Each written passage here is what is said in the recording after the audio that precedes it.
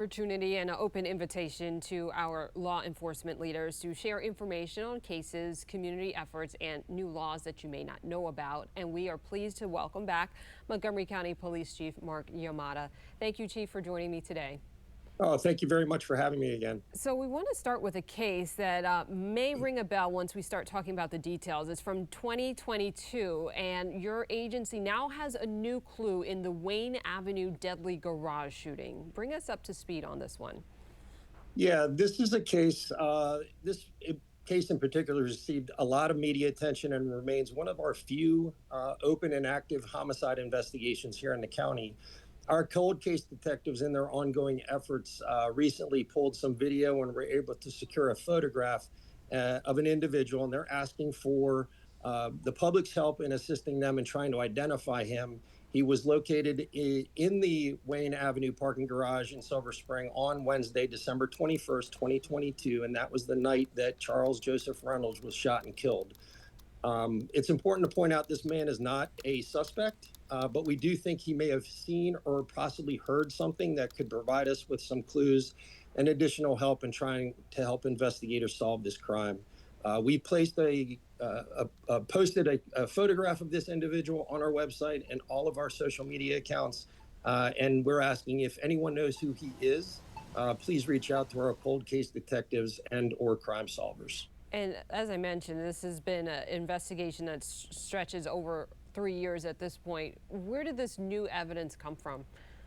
The detectives don't ever stop with these cases. They're constantly trying to find new sources of information. And I believe this was a photograph via a video that they stumbled across only recently.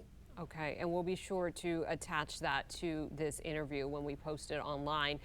Next, I want to talk about road safety. I was a little surprised by the numbers. 10 pedestrian deaths this year in Montgomery County.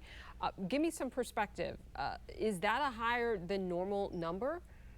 No, it's about our average, unfortunately. Okay. And as of last night, we're now at 11.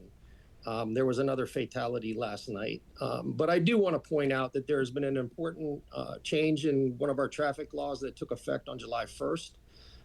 This involves right turns on red that will no longer be allowed in our central or downtown business district areas. It's important to note that this new law only applies to county road intersections and does not apply to any of our state road intersections.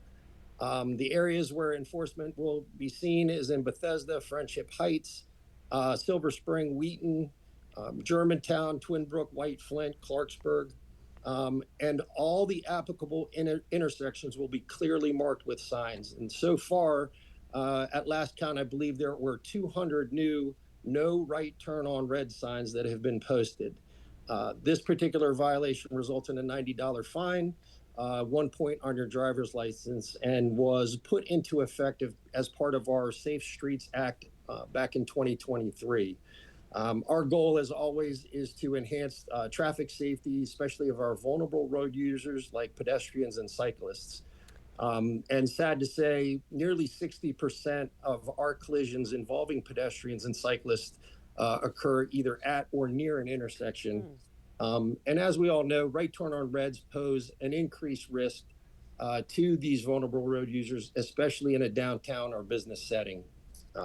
And as of today, like I said, I'm sad to say, last night we had an additional pedestrian fatality, so we stand at 11 for this year. Is there any further detail that you could provide on that case? Not at this time. Investigators are still going over everything. They spend several hours on the scene, and it requires a lot of investigation that goes into it. Speed analysis, whether somebody was in a crosswalk, how well lit it was, clearly marked, red light, green light, those types of things. And sometimes these things can take months.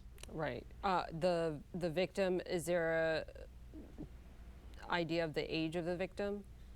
I know it was a female. I'm not certain of the age. Okay. I know the one that happened in Kensington just before this case involved a 16-year-old student at one of our local high schools. Okay, Chief, we'll follow up on that. Finally, we do have a video of a very special moment for the community after a terrible lawnmower accident involving a 4-year-old. Chief, this was really special. Walk us through what we're seeing. Yeah, so I'm always happy to end on with some good news, and this is a special event. I want to give a shout out to our 4th District officers, especially those who work in our Olney community. Recently, a 4-year-old child, Gibson Themer, was accidentally run over by a riding lawnmower. And thanks to the quick actions from a neighbor, he got immediate first aid even before first responders had arrived.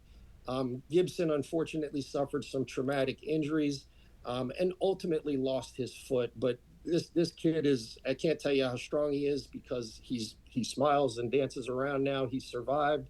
And when he came home from the hospital, our 4th District officers worked with members of that community and put together a homecoming parade for Gibson along with our fire rescue partners. They also were able to throw him a party at his house.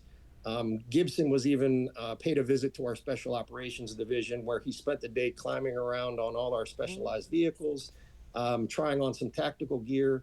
I'm just really proud of the officers who partnered with the community to come together and support this little boy and his family. Yeah, kids are really resilient, and it's great to see the community rally behind him in such a wonderful way. Chief, thank you so much for joining me, Chief Mark Yamada.